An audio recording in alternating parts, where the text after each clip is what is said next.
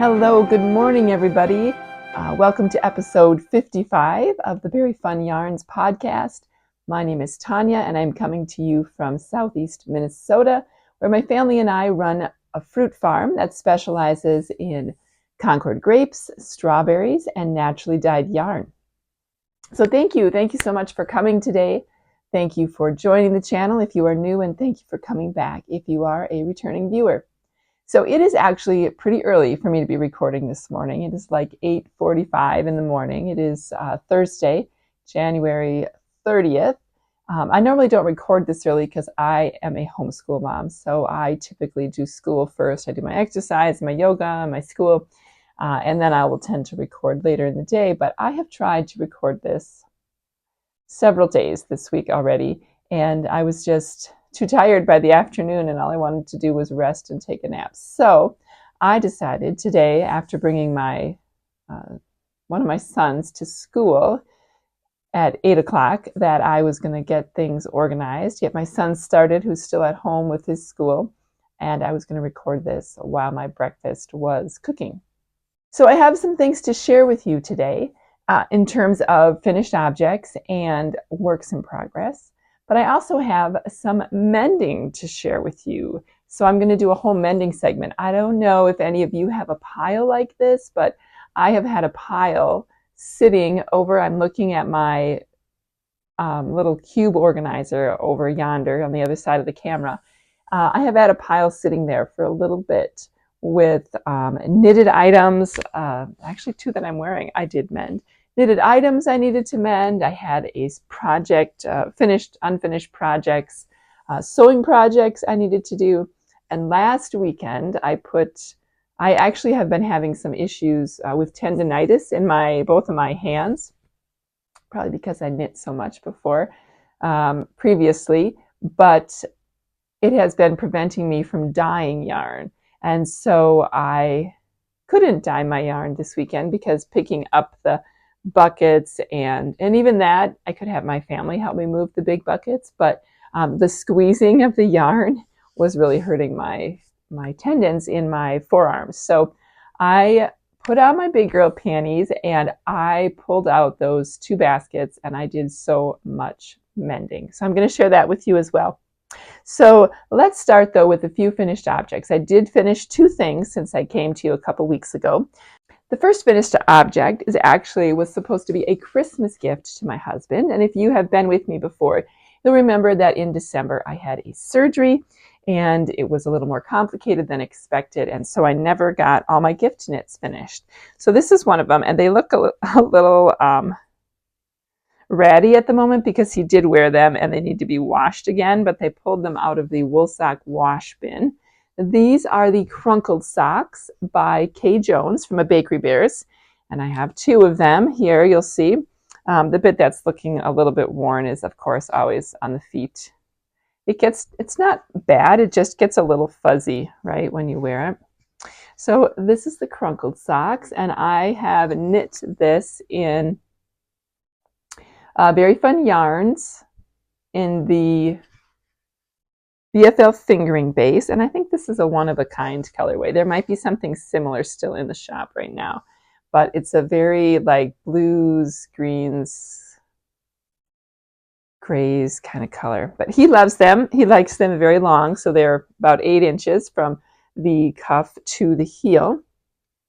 I knit them on a size 0 US DPN, and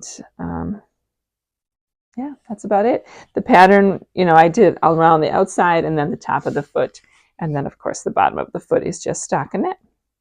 So I think he's going to like these because he's pretty tough on his socks. As you can see from just wearing them once, he's kind of rough on them. And BFL is a little bit sturdier yarn than merino. So that is finish one. My second finished object is actually another sample of my newest hat pattern, which should be coming out shortly.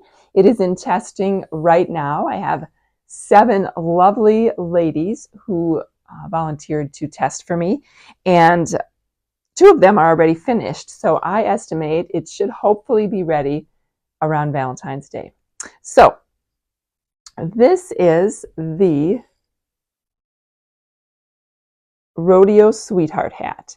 And it is meant for fingering weight held double or a DK weight to get the gauge of the pattern.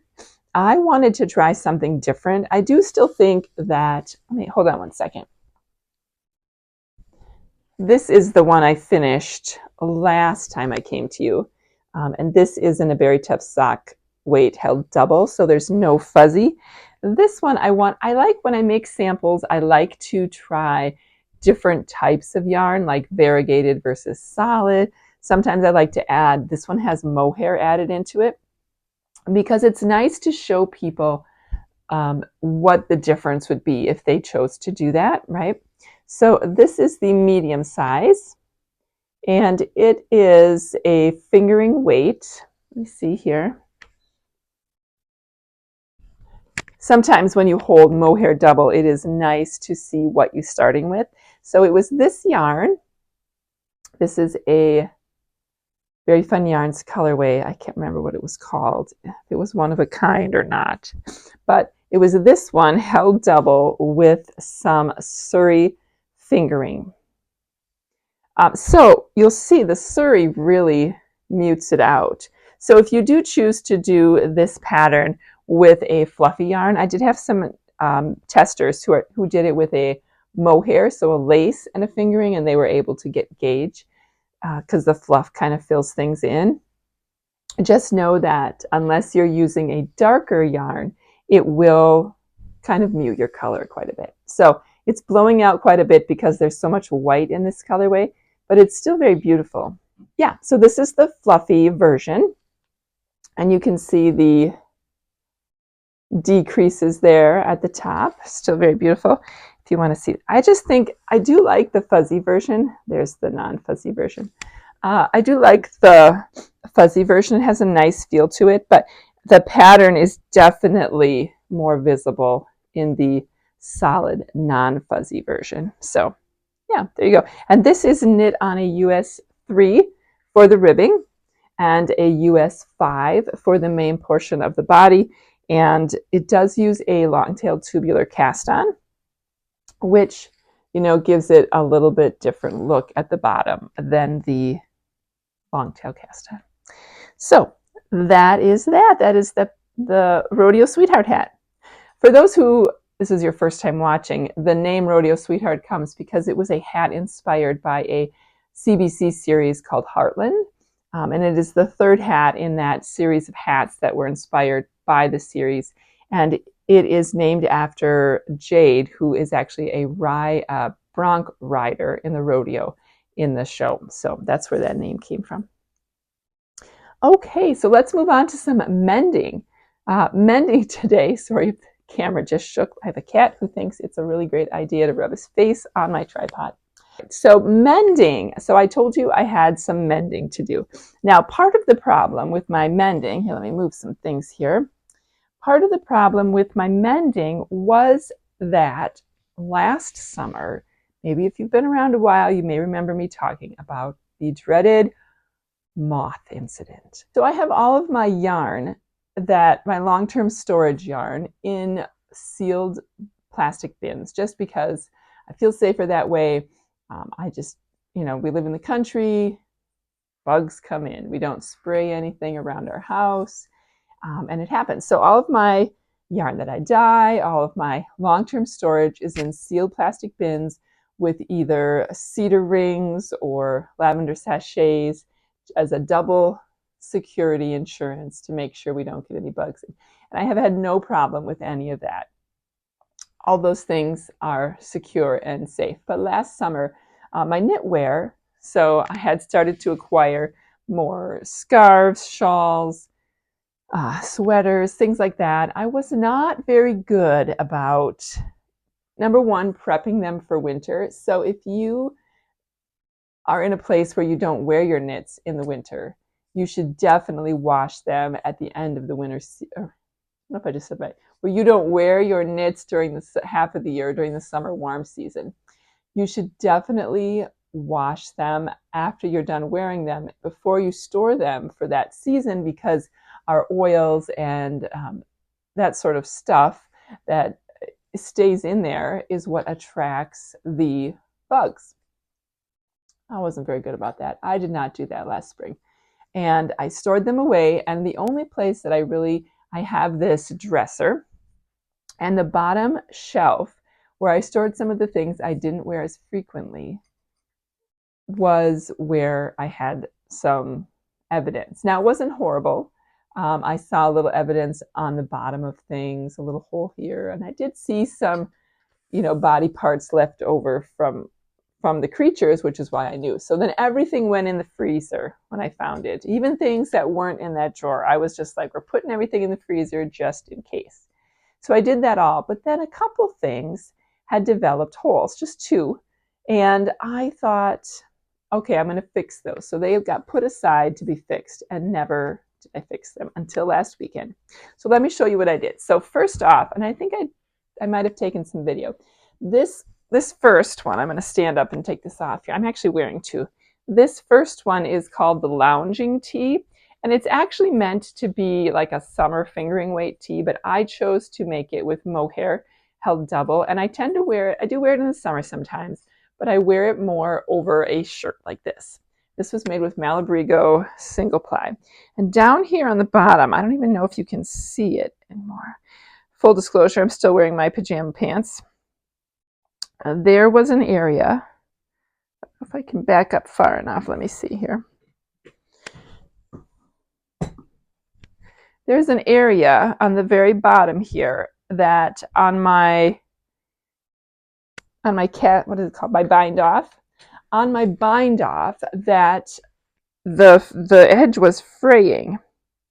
And so I picked back my bind off as far as I needed to. And luckily it was only like about this many stitches here, from here to here.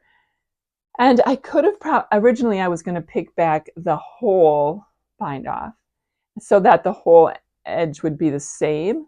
But anyone who's ever knit with mohair held double with something, or even just mohair on its own, knows that it can be very challenging to pick that out. So when I got, like, I would say it was like maybe 40 stitches, I was like, okay, I don't want to do anymore. So I put it on needles. Luckily, here's a pro tip: when you do keep a Ravelry page for things, or if you're a paper person and like to do a journal of your projects, it was easy for me to go in there and see what size needle I used, what yarn I was using, all that kind of stuff, so that I could look to see what I needed for the fix. So that helped tremendously. But I tried a couple things. I actually had to rip out a couple times. I did not, because I made this tee or tank during the 2020 COVID lockdown, I did not have any extra yarn left. So what I typically do when I make something is I will keep the scraps for a couple years for, fixes if I notice something. Right. But after about 4 years, I'm usually like, I investigate my sweater or whatever, and I'm like, oh yeah, it looks pretty good. I'm not going to keep it anymore. So I don't know if I use it in another project or what, but I didn't have any of the exact yarn anymore. So I had to sift through my stash to see if I could find something similar, because of course that'd be ridiculous to try and buy a whole nother skein that matched. So what I ended up doing is a different sweater I'm going to show you later. It is a sport weight. I thought, okay, this is gray and it's pretty close. I'm just going to try that. So my first try was a sport weight, solid color. And even it just didn't look quite right. It stuck out a lot. And I asked my son, because I was kind of doing it while I was helping him with his school. I said, what do you think? And he said, Mom, I think you need to hold mohair with it. Because what makes it look funny is that it's not fuzzy like the rest of the sweat or the rest of the garment. And so I did that. I found some mohair. It's not exactly the same, but it was close. I think it was like a light pink. And I held it double and it worked. So I was very excited to get that off the needles. And then my second one I did is my rugged coat. Now this one is, so this is a pattern by Hohilo Catelli. I don't know if I said that. Let me see if I put it back on, if I can show you what it looks like. But if not, I'll stick in a picture. So this is a pattern I think I made also quite a while ago. It is a full-length coat. has these cables down the back, and it has some pockets here on the bottom. And when I made this coat, I was really excited about it. It was probably my first really big garment that I made. And it is a broken rib. You can kind of see it from the pattern here. Much like the Lassie sweater I just made for my son. When I finished it, I do like it. What I don't love about it, at least right now for how I wear things, is that there's no button band, and so I can't close it. It's an open, but it's supposed to be a coat. It's kind of supposed to be how it is. The other thing I never loved about it is that when I knit it, I knit the sleeve too long. I'm pretty sure I definitely have a picture of this before I fixed it. I knit the sleeve way too long, so it kind of went out to here. And for some reason, what I probably should have done, because the pattern has the broken rib continue into the sleeve, and what I should have done is gone down a needle size at the end. And I don't think the pattern said that. But just because of how it was the end and I wanted it to be a little more fitted, I should have done that. So anyway, it was too long, and then it kind of flared funny. And I did not love that. So what I tended to do was I folded over the edges because I just couldn't be bothered to redo it. Well, after my incident last year, this spring when I went to put it on, not this spring, this winter when I went to put it on, I noticed there was a hole kind of about right here, just sort of towards the edge of the cast off or bind off. So I had made a mental note that I could very easily rip back and then do, instead of the broken rib, go down a needle size and just do a knit one, purl one for the cuff, which is what I ended up doing. And I should have plenty of yarn because I was actually going to be making the sleeves shorter. So that is what I did. I did both sleeves that way. And you can kind of see now, let me see if I stand up. It does not flare. It looks a little wonky right now because this one is it's pretty much straight. It's a little wonky at the moment because I have not washed and blocked it yet since I did the fix. But I ended up doing, I don't know, about 2 3/4 cuff. And then I did a loose bind off. And I probably could have gone even, I probably didn't need to have, I could have gone down another needle size if I wanted to make it more fitted. But I think it's okay right now because it just kind of looks straight like it's supposed to. But I thought, I was a little worried at first. I thought I might not have enough yarn because of how the hole was in here. It was kind of a big hole, and it had affected so many rows that as I was picking it out, I had a little bit in the beginning, and then I had all these tiny little pieces. But it worked out. I think I do have a little bit left. I think I have it in here. I had yep, here it is. I had a little tiny left. So I'm throwing my balls here. I have 2 tiny little balls left. Now, of course, it will look better when I wash it because I was knitting with the crinkly yarn, unraveled yarn. So anyway, so that was a number 2 that I mended. Oops, didn't put that back in there. Number 3 that I mended was not from moth damage. This was a project that I knit and completed last January, so of 2024, and I didn't love the collar on it. So I haven't blocked this one, and it will look better when I block it. I'm not very big from here to here up on my shoulders. Oftentimes when I need my chest isn't very big either. My chest is generally like around 34, 35. And so I don't know why, but you would think this part would be smaller, but my circumference or my shoulders must be smaller than the size I pick for chest, because I do usually like positive ease in the chest area.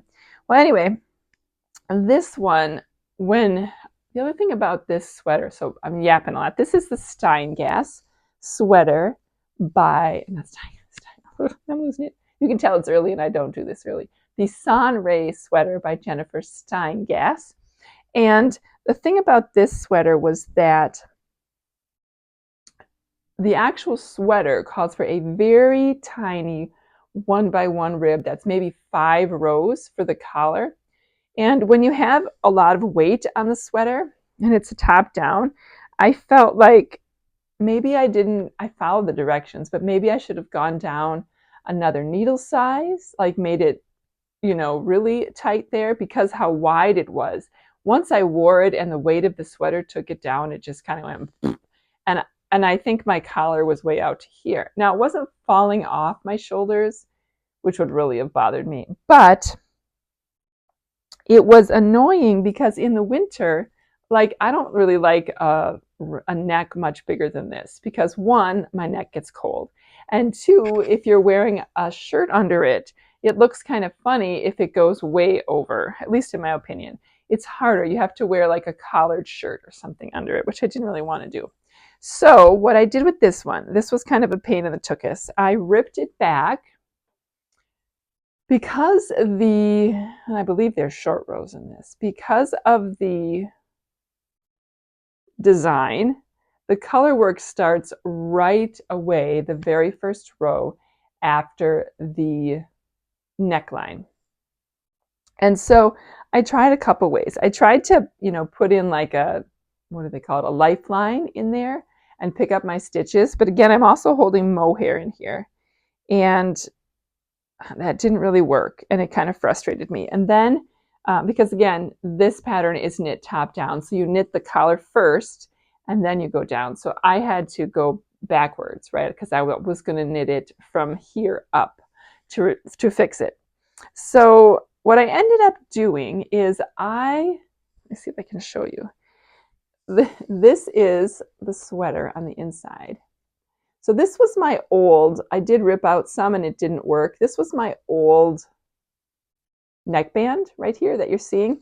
And what I ended up doing is I turned it inside out, and actually, no, I didn't turn it inside out. I just picked up the stitches on the outside. And so I do have this little extra, stuff on the inside, and I haven't woven in all my ends, but I'm not too worried about this because this is non-superwash. So I'm going to, if there's an end, I'm going to weave it in as best I can, but I'm not worried about it raveling, because I think as I wear it, it's just going to felt and stay in place. So I picked up as many stitches as I wanted, and I think I picked up, in the end, my neckband is like 2/3 of the number of stitches that I had before. So quite a bit less, which the bummer of that right now, because I haven't blocked this again, is that it does sort of, the color work kind of puckers a little bit when I put it on, but I am going to block it. And so this stretches out a little bit more, and then it will lay flat. But for me, I don't know that I would have I was like avoiding wearing it because I didn't like the neckline. So sometimes when we make things, I think it's okay to change them and alter them in a way that you're going to wear them. Even if it's not like super perfect to the design, it's not ideal. It's an afterthought. And this is a beautiful sweater. I love this sweater.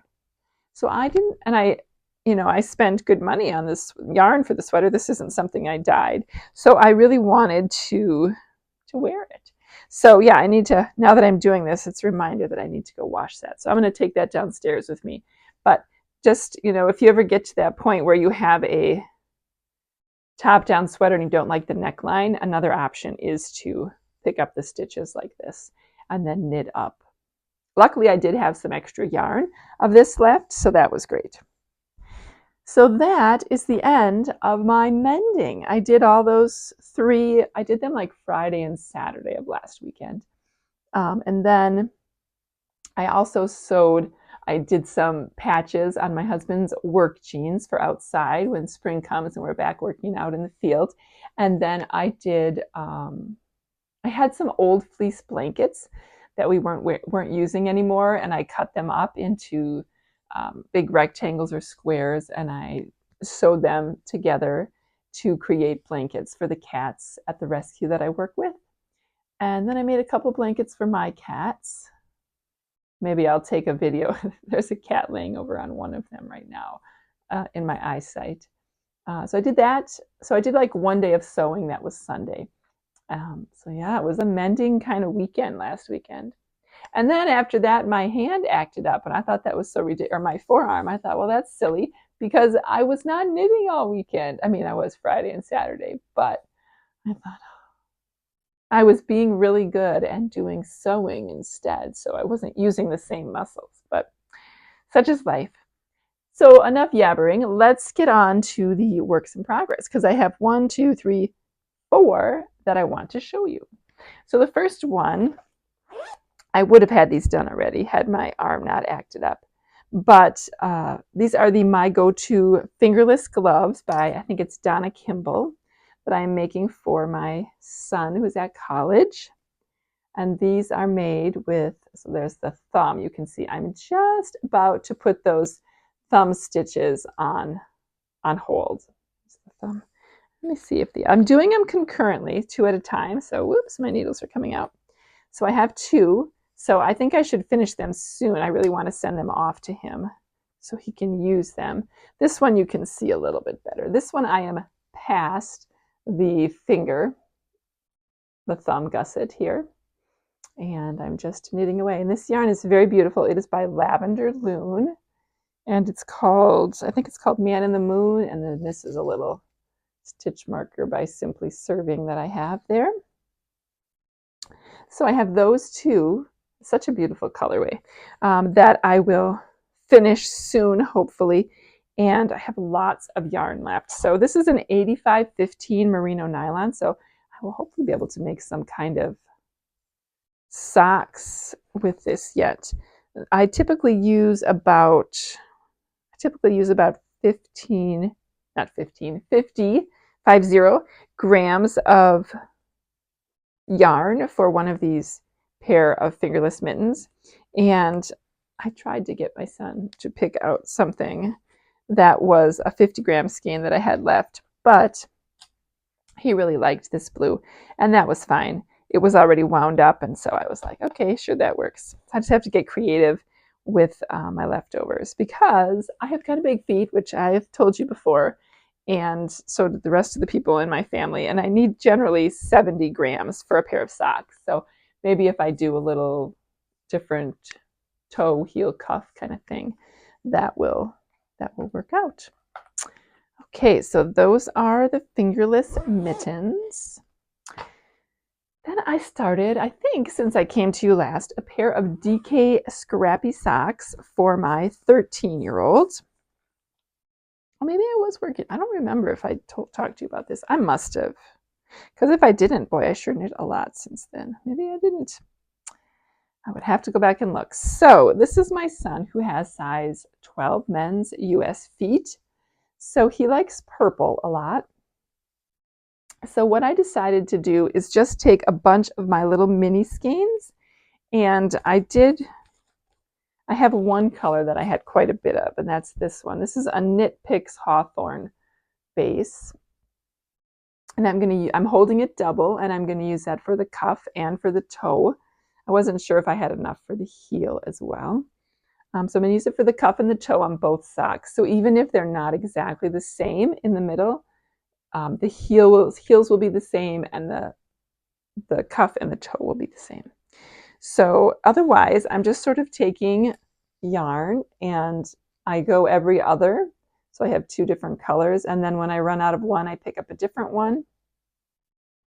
And yeah, these stitches here look kind of funny because this is where I switched colors, and I just have to pull them tight and weave in the ends.